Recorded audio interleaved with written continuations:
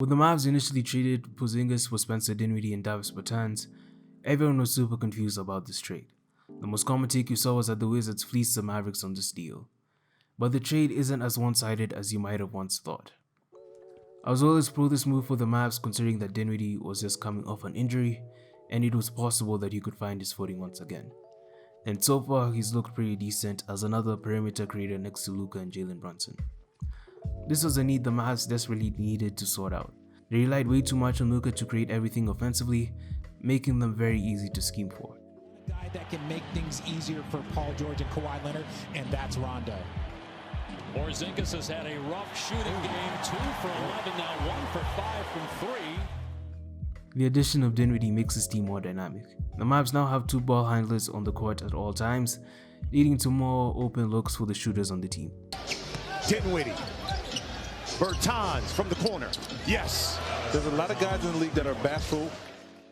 Dinwiddie also spaces the floor, shooting 46% from 3 so far with the Mavs, and is decent on the defensive side of the ball. Here's Dinwiddie. Step back 3. Yes. Dinwiddie. Got it at the buzzer. Davis Bertans has also looked pretty good. He seemingly found his 3-point shot again, shooting 39% from 3 with the Mavs so far. Foul, Bertans turns the corner on Pascal again. Quick hitter for 3. One job. That's it, 14. Unreal. 14 off the bench. In a matter of 8 minutes, he's hit 5 of 6 shots, 4 from downtown. And while his contract isn't good at all at $16 million per year, he feels a need for this team in spacing the floor for Luka. Bertans is essentially what the Mavs wanted for Porzingis offensively, a spacing 4.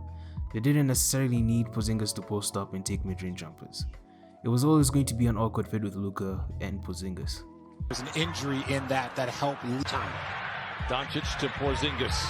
Forces up the shot. Offline. Nothing but white shirts inside. Rondo did a great job of collapsing the defense there. The main downside with Bertans, however, is his defense. He can't really protect the rim. He's horrible on the perimeter and will get cooked if he's caught in a mismatch. Deflected. That's a good one. Hold that up after the game. Miles Bridges. Oh, Ish Smith, good luck. Yeah. Trying to catch him. Nice. Drive. This is where Porzingis was undoubtedly unique in his ability to shoot threes while also being a defensive anchor.